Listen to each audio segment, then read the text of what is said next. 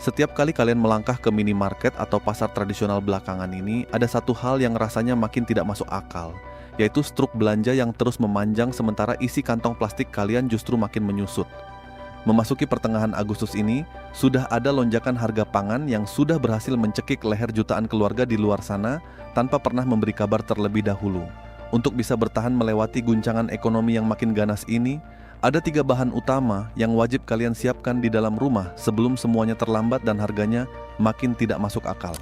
Bahan pertama yang sangat krusial namun seringkali diremehkan oleh banyak orang adalah stok bahan pangan berkarbohidrat dan berprotein dengan daya simpan panjang yang tahan berbulan-bulan tanpa membutuhkan listrik berbiaya mahal.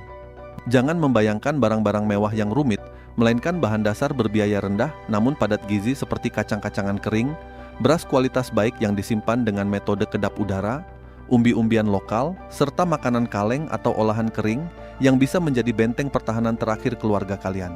Ketika lonjakan harga meluas dan kelangkaan barang melanda pasar, keberadaan cadangan pangan dasar ini di sudut rumah kalian akan menjadi pembeda antara keluarga yang tetap tenang dan keluarga yang panik mencari pinjaman uang demi sesuap nasi. Ini bukan soal menimbun barang secara serakah yang merugikan orang lain, melainkan soal rasionalitas memindahkan sebagian aset-aset likuid kalian yang nilainya terus tergerus inflasi menjadi komoditas nyata yang nilainya justru makin mahal setiap harinya. Bahan kedua yang tidak kalah pentingnya adalah modal pengetahuan, serta benih tanaman pangan mandiri yang bisa kalian budidayakan sendiri di pekarangan rumah atau bahkan di sudut-sudut sempit menggunakan wadah bekas. Kita sudah terlalu lama dinabobokan oleh kemudahan membeli segala hal, sampai-sampai kita lupa cara paling dasar untuk bertahan hidup, yaitu menanam makanan kita sendiri.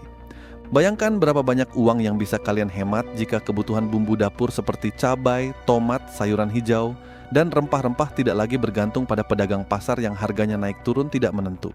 Memiliki benih unggul dan menguasai teknik bercocok tanam sederhana di ruang terbatas adalah bentuk perlawanan paling elegan terhadap sistem pasar yang serakah.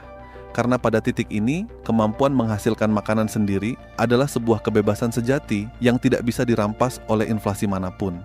Kalian tidak perlu menjadi petani profesional untuk mulai menanam sepiring sawi atau beberapa pohon cabai. Kalian hanya perlu membuang rasa malas dan mulai memanfaatkan jengkal tanah atau botol plastik bekas yang ada di sekitar kalian menjadi sumber pangan segar yang menyelamatkan anggaran belanja.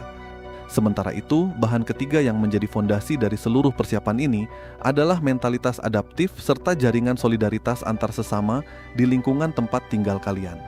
Di tengah dunia yang makin individualis, krisis pangan seringkali menjadi cermin yang memperlihatkan betapa rapuhnya seseorang jika mencoba bertahan sendirian tanpa dukungan komunitas. Kalian harus menyiapkan mental untuk merubah pola konsumsi, memangkas pengeluaran berlebihan pada hal-hal yang tidak esensial, dan mulai membangun kesepakatan atau kerja sama dengan tetangga sekitar untuk saling berbagi sumber daya maupun informasi lokal. Konsep barter, pembuatan lumbung pangan komunitas skala kecil, hingga pembelian bahan baku secara kolektif langsung dari petani lokal adalah strategi-strategi out of the box yang terbukti ampuh meredam dampak kenaikan harga yang makin ugal-ugalan. Kita tidak bisa lagi mengandalkan cara-cara lama untuk menghadapi tantangan baru yang makin kompleks ini, sebab ketangguhan sejati sebuah keluarga terletak pada seberapa cepat mereka bisa beradaptasi dan saling merangkul untuk bertahan hidup bersama. Sungguh ironis ketika kita dipaksa menerima kenyataan bahwa makan 3 kali sehari kini perlahan bergeser dari sebuah kebutuhan dasar menjadi sebuah barang mewah yang sulit dijangkau. Tapi pertanyaan utamanya bukanlah mengapa ini semua bisa terjadi, melainkan sampai kapan kalian mau terus menjadi korban pasif yang cuma bisa mengeluh setiap kali harga cabai dan minyak goreng naik berlipat ganda? Seringkali kita terjebak dalam ilusi bahwa sistem di luar sana akan selalu baik-baik saja dan siap melindungi kita ketika badai ekonomi datang menerjang. Kita terlalu percaya diri menaruh seluruh nasib perut kita pada ketahanan pangan negara yang kenyataannya masih sangat rapuh dan terombang-ambing oleh dinamika pasar global.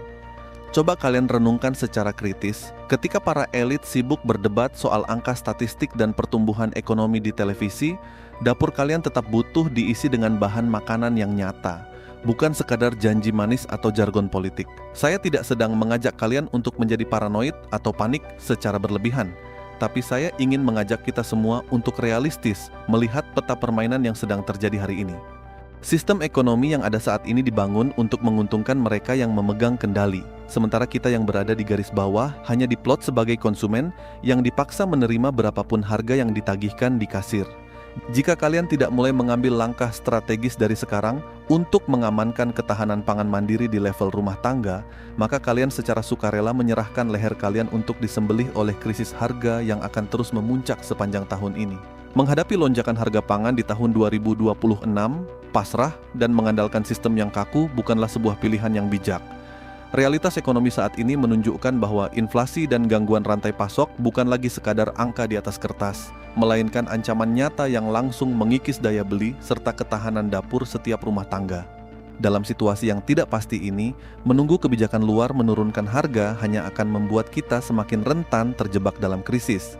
Kemandirian dan kesiapan pribadi adalah kunci utama agar kita tidak terseret dalam gelombang kesulitan yang semakin ganas. Untuk mengamankan masa depan keluarga dari hantaman harga yang meroket, 3 langkah strategis harus segera disiapkan.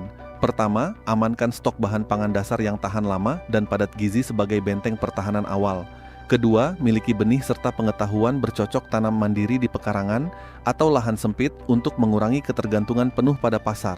Ketiga, bangun mentalitas adaptif serta jaringan solidaritas dengan lingkungan sekitar agar dapat saling mendukung melalui strategi kolektif seperti barter atau pembelian bersama secara langsung dari produsen. Kenaikan harga mungkin berada di luar kendali kita, tetapi respons dan kesiapan kita sepenuhnya ada di tangan sendiri.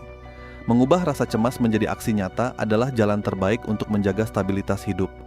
Pada akhirnya, gelombang kenaikan harga pangan di tahun 2026 ini mungkin memang tidak bisa kita hentikan secara langsung karena berada di luar kendali kita sebagai rakyat biasa.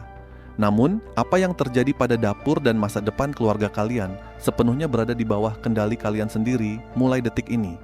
Kita tidak boleh membiarkan rasa takut melumpuhkan logika dan keberanian kita untuk bertindak, sebab ketakutan yang tidak dikelola hanya akan melahirkan kepasrahan yang berbahaya. Jadikan situasi sulit ini sebagai pemicu untuk mengubah cara pandang kita terhadap gaya hidup, konsumsi, dan arti dari sebuah kemandirian yang sejati. Selalu ada jalan keluar yang cerdas bagi mereka yang mau berpikir kritis, bersiap lebih awal, dan berani mengambil langkah nyata di saat orang lain masih tertidur lelap dalam ilusi kenyamanan semu. Jika kalian merasa naskah pemikiran ini mampu membuka mata dan memberikan perspektif baru yang bermanfaat, jangan ragu untuk menyukai video ini, membagikannya kepada orang-orang tersayang yang ingin kalian lindungi, serta berlangganan saluran ini agar kita bisa terus berjalan bersama, menembus berbagai ketidakpastian masa depan dengan pemikiran yang tajam dan jiwa yang tangguh.